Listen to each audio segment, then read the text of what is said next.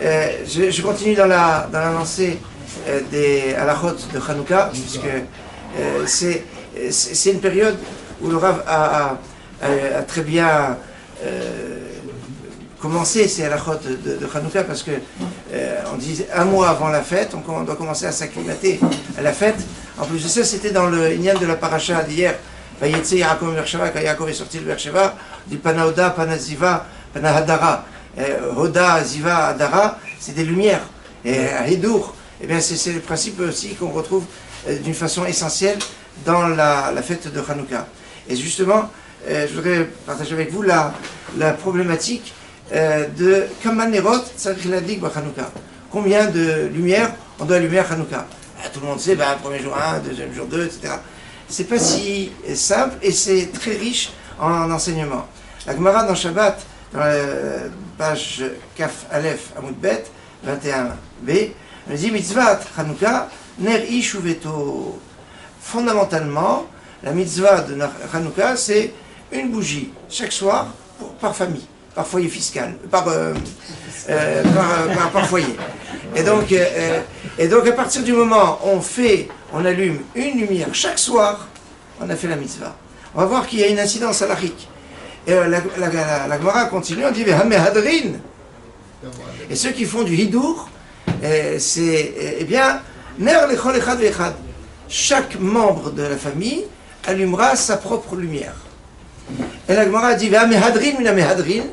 Et le nec plus ultra, ceux qui vont faire mehadrin au plus, Marloket Bet Shammai Bet Hillel. Il y a une discussion entre Bet Shammai et Bet Hillel.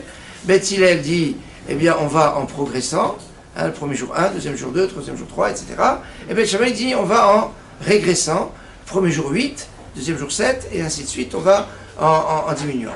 On ne va pas rentrer dans la marloquette Bet Shammai et Bet Hillel, mais on va se poser la question, comment comprendre Mehadrin ou Mehadrin? Il y a une grande discussion entre Rambam et Tosafot pour savoir comment on doit comprendre le principe de Mehadrin ou Mehadrin. Le Mehader qui va être encore plus que Mehader. Alors, le Rambam, qui a une compréhension, on va dire, la plus claire et d'une logique implacable, va dire Mehadrin mina Mehadrin, c'est un étage au-dessus de Mehadrin. C'est-à-dire que la mitzvah de base, c'est une lumière par foyer. On a dit mitzvah au-dessus, chacun allume sa propre lumière. Mehadrin mina Mehadrin, je pars du premier étage où on a dit que chacun allume sa propre lumière, pour dire que chacun devrait avoir sa propre Hanoukia. Et le Rambam dit, pas exactement comme font les Ashkenazim, on va voir après que c'est Marlokat Ashkenaz Sepharad, mais le Rambam dit que le Baal Habayit, c'est-à-dire le maître de maison, allumera une Hanoukia en fonction des membres de sa famille. C'est-à-dire, si il y a dans la famille, on va dire, 4 personnes, eh bien, il allumera 4 Hanoukiot. En fonction du nombre de... C'est pas chacun allume sa propre Hanoukia. C'est comme ça que le Rambam dit. Tosfot dit... non, on peut pas comprendre comme ça. Pourquoi? Parce que si on est... c'est quoi le principe que Mehadrin ou la Mehadrin? Le principe de Mehadrin ou Mehadrin, c'est de pouvoir distinguer la grandeur du jour. Et que quand on va passer par là, on va dire, ah, on est le 3e jour, on est le 4e jour, en fonction des nombres de lumières qu'il y aura. Et Tosfot dit, mais si on allume 4 lumières, je ne pourrais pas savoir si on est le 4e jour, ou s'il y a 4 personnes qui ont allumé chacun une lumière. Puisque, et si on allumait 3 lumières, peut-être c'est le 3e jour, ou peut-être qu'il y a 3 personnes qui ont allumé chacune une lumière. Ou on va dire, il y a 6 lumières, et en fait c'est les 3 personnes qui ont chacun allumé 2 lumières. C'est pas clair de savoir quel jour on sera. C'est pour ça que Tosfot dit, il faut qu'il y ait une seule Hanoukia pour toute la famille. Comme ça, eh bien, faut aussi se placer que normalement la Hanoukia se met à la porte, soit à la fenêtre. Donc la personne qui passe dans la rue, elle ne sait pas la composition de la famille. Donc en fonction du nombre de lumières, elle saura quelle jour on est. Et donc on aura atteint ce qu'on veut pour le Mehadrin ou la Mehadrin. Donc Tosafot dit une Hanoukia pour toute la famille. Et Rambam dit non, une Hanoukia pour chaque membre de la famille. Ce qui va se passer, c'est qu'il va y avoir un chassé-croisé dans la tradition ashkénaze et séfarade. Tradition ashkénaze, chacun va allumer sa propre Hanoukia. Et il y en a qui disent, oui, mais c'est pas ce que dit le Rambam, parce que le Rambam a dit c'est le Baal Habayit qui allume une Hanouka pour chacun.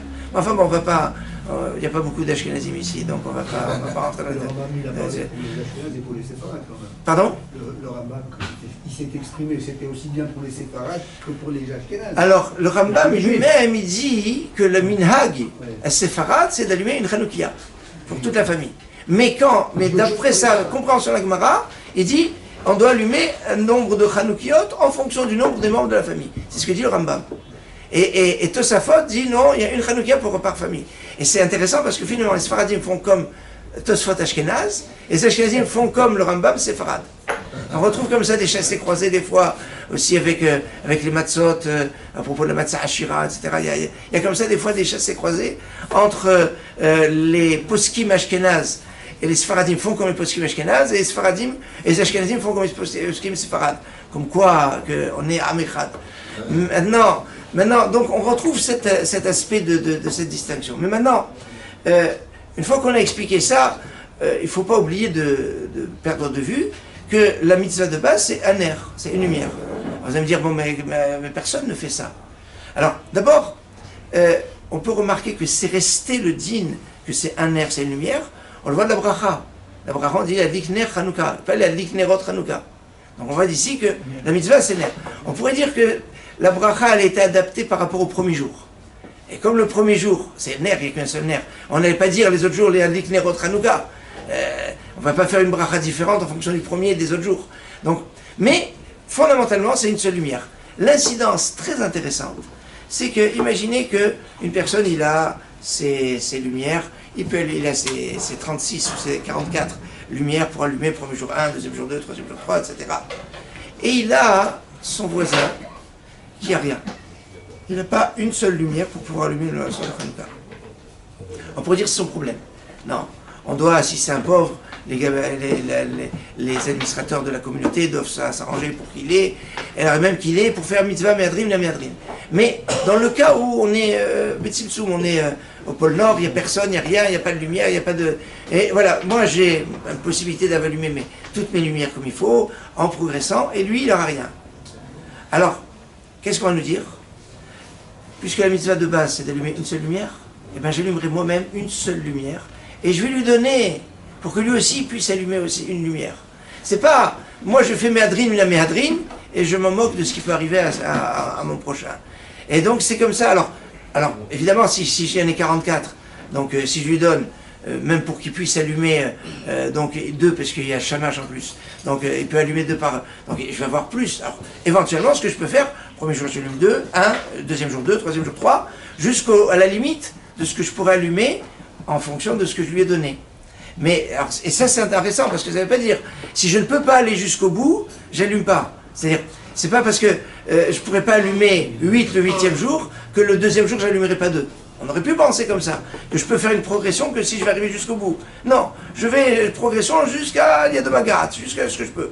Maintenant, au-delà où je peux plus, eh ben, c'est pas grave. On voit ici une notion très remarquable, que on peut être mahmir, faire le hidour, etc. Mais on ne doit pas oublier l'autre. Vous allez me dire, on a plus simple. Comment on a plus simple? Il n'a qu'à l'inviter chez lui. Il l'invite chez lui et il dit, tiens, on va allumer les nérotes à la maison. Sauf que ça, c'est pas évident. Parce qu'il y a une problématique que le Rav développera à notre matin pour ne pas être trop long, de savoir, il y a marqué ner ou veto dans sa maison. C'est quoi sa maison? Si on est invité chez papy et mamie pour faire l'allumage à Hanoukia, on n'est pas quitte. Pourquoi? Parce qu'on doit allumer chez soi. Alors il y a une discussion, est-ce que c'est l'endroit où on mange ou l'endroit où on dort? Et si on mange, c'est-à-dire on mange là, alors il y en a qui vont dire si on mange, etc., on fait le repas, etc., et tout, alors on va être covéa comme si c'est sa maison. C'est ce qui peut arriver quand on passe Shabbat, etc., donc on pourrait se rendre quitte, parce qu'on mange là. Et il y en a qui vont dire non, c'est pas manger, c'est dormir. Et il y a beaucoup de discussions. Mais maintenant, si j'invite mon voisin, chez moi, c'est pas chez lui. Et donc, si je dis tiens, viens, on va allumer, on allume la Hanouka, et puis après il rentre chez lui, il n'est pas quitte. Ça marche pas. À la rigueur, si je l'invite à manger, qu'on est covéa, etc. Alors ça veut dire que si je veux faire la mitzvah de dire tiens, on va participer ensemble, alors il faudrait aussi l'inviter à manger. Et c'est pas évident, parce qu'il y en a qui disent que c'est là où on doit dormir. Donc finalement, le mieux dans cette histoire, c'est de lui donner ses bougies pour qu'il puisse s'allumer chez lui. Et donc, il y a un seul problème pour si cette personne n'a rien, si c'est quelqu'un qui n'a pas de chez lui. C'est un SDF. Alors si c'est un SDF, alors il y en a qui vont dire il n'a plus de triouf, puisque la mitzvah c'est ner ish ou veto avec sa maison. Et lui, le pauvre, il a un banc, il dort sur un banc. Est-ce qu'il a une mitzvah de Hanouka? On doit prier pour qu'il n'y ait pas de Ben Israël qui se trouve dans cette situation, et de prier que tout le monde ait comme il faut le Shefa. Et je finirai juste avec cette notion de Hidour. Eh bien, c'est devenu la norme pour apprendre quand on veut faire les choses bien. Quand on cherche la cache-route, c'est Mehadrin. Le Mehadrin, ça veut dire que c'est une cache-route supérieure. La source, elle est là. Et pourquoi on a trouvé ce mot de Hidour? Eh bien, la question qu'on peut se poser, c'est toujours, quand il y a une marloquette Bet Shammai Bet Hillel, c'est pas toujours qu'on rappelle la marloquette Bet Shammai Bet Hillel. Par exemple, pour le Kiddush, dans quel ordre on fait Geffen, on fait le Kiddush, etc. Ben, tout le monde sait comment on doit faire. Alors que pour Hanouka, tout le monde connaît. Parce que Bet Shammai nous dit quelque chose de fondamental dans la compréhension de Hanouka. Hanouka, on doit aller en diminuant, c'est ce que dit Bet Shammai, parce que Keneged Parei Chag, c'est comme les taureaux qu'on offre pendant la fête de Sukkot. Pendant la fête de Sukkot, on offrait 70 taureaux pour les 70 nations. Le premier jour, c'était 13 taureaux, deuxième jour 12, troisième jour 11, etc. Ça allait en diminuant. Et Bet Shammai dit, c'est comme ça que ça fonctionne, parce que le moule dans lequel les Chachamim ont créé la fête de Hanouka, c'est le moule de Sukkot. Et donc c'est pour ça que le principe c'est Sukkot. Or dans Sukkot, il y a un principe de Hidour. On retrouve le Kartem Lachem, Peri Etz Hadar, Kapot et Marim. Vous devrez prendre un beau fruit, Peri Etz Hadar. Et la notion de Hidour, on la prend dans Sukkot, et c'est très important dans Hidour, et c'est le mot Hidour. Et c'est très lourd des fois de pouvoir trouver ça. Et donc le Hidour, on le voit de Sukkot, et on va le retransposer dans Hanouka, et de Hanouka, de Sukkot à Hanouka, ça va être retransposé dans toutes les mitzvot, et c'est pour ça que aujourd'hui c'est quelque chose de classique. Quand on dit qu'on veut faire les mitzvot au top, on le fait avec Hidour, avec les Hidurim, avec toutes les tefilines avec Hidour, et tout avec Hidour. Il ratsonne qu'on ait ce de toujours faire les mitzvot avec Hidour, et que personne n'ait besoin qu'on soit obligé de donner, pour que tout le monde ait Beshefa, pour pouvoir réaliser toutes les mitzvot.